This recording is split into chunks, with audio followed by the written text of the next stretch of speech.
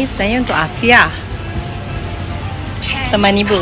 Ni untuk Datuk K tadi. Tu dia tak habis, dia suruh kita habiskan. Sama lah ni. Ini sebenarnya untuk saya, lunch. Ni sebenarnya untuk saya, okay.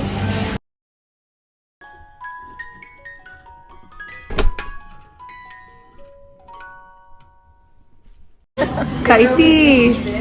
Kak Iti, hai.